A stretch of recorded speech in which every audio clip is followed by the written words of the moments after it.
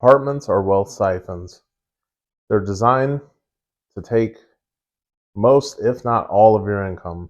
And when you get stuck in in an apartment paying, 1,500, $2,000 a month, how you ever gonna buy a house? And that's kind of the point. I don't know about where you live, but where I live, that's all that's getting built. Apartments in places you never think you'd see them. Even in my suburb, there was a roundabout, it was an empty field.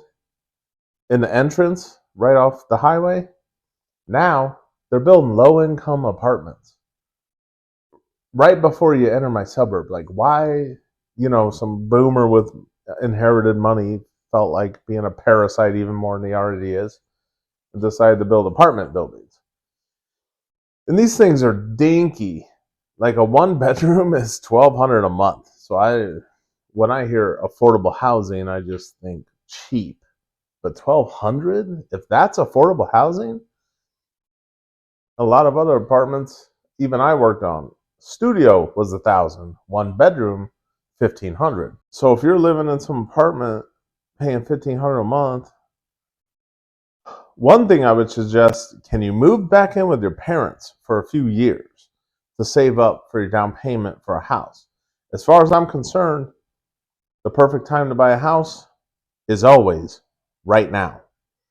I'll tell you about my story as an old millennial. I'm 43. Any men watching this, I never had nothing handed to me either, okay? Everything I got from these two hands. I'll tell you my story, and in today's climate, 2025, I'll probably sound like a boomer. When I first moved out, I was 22 years old.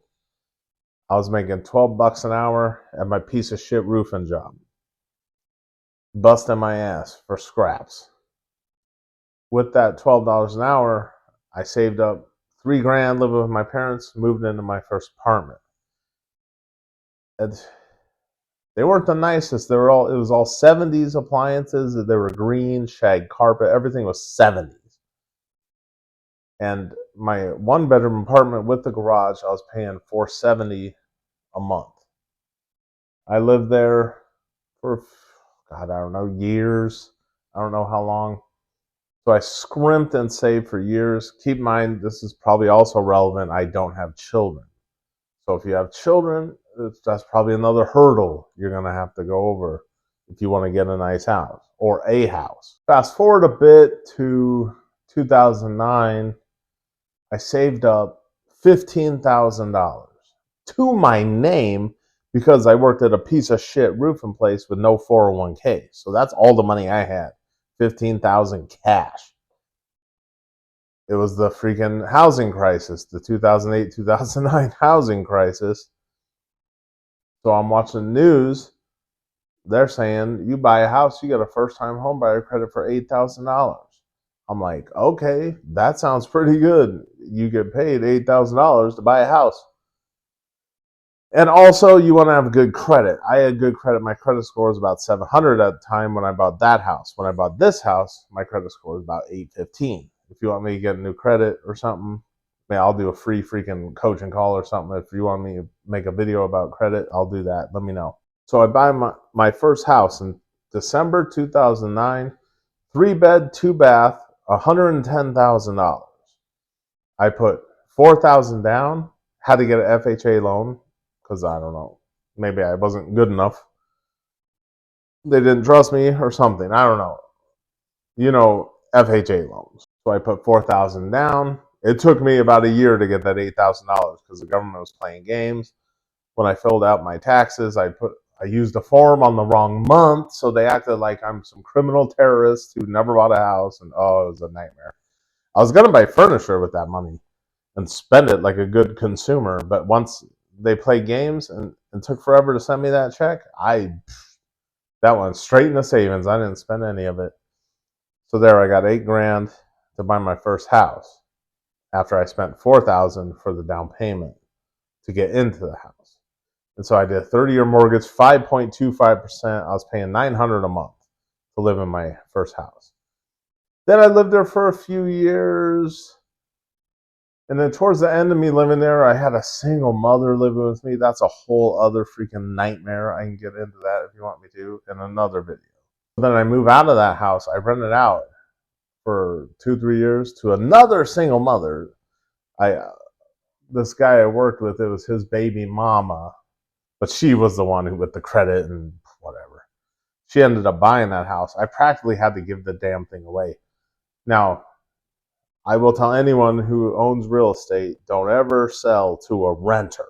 Get them the hell out of there and sell to someone who has some cash. So I sell my house 2019. So I had it for 10 years, and don't laugh, I had to fix up damn place, new roof, all that, because she had even worse loan than I did, and they wanted to inspect it and fix everything. So I spent thousands fixing crap at this house. So at the end of the day, from that house, I walked away with a check for $20,000. So I know, call me an idiot. I could have made another 20 grand selling to someone with cash, but I was stuck because I had this renter in my house. So at the end of the day, I had 20 grand from selling the house and the 8,000 that I never spent from the first time homebuyer credit. So I walked away with $28,000.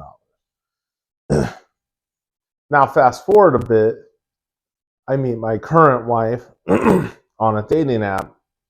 And look, another thing, guys, if you believe it, you can achieve it. When I saw my wife on the dating app, I looked at her, she was fine as hell. And I said, I'm going to make her my wife. My first date with her, actually, I met her a little bit before I sold my house. So to make this make sense. On my first date with my wife, I tell her on the first date, I'm like, because she had a house she bought in 2009 also for 80 grand. I told her, you're going to sell your house, I'm going to sell my house, and we're going to buy a big ass house together. And that's exactly what we did. If you believe it, you can achieve it. I look at her, I'm going to make her my wife. We're going to do this. And sure enough, we did. All because I believed it. So when I buy this house, my credit's dope. I got 815 credit score. And then at the time, I also wanted to buy a house because I had a lot of cash. And when you have a lot of cash, you need to invest it to grow that cash.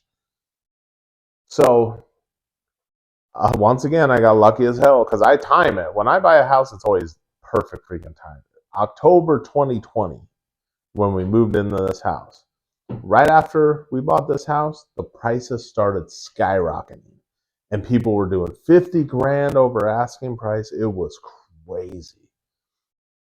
So when we bought this house, I tell my wife, I'm like, we're not doing a 30-year mortgage. We're doing a 15-year mortgage.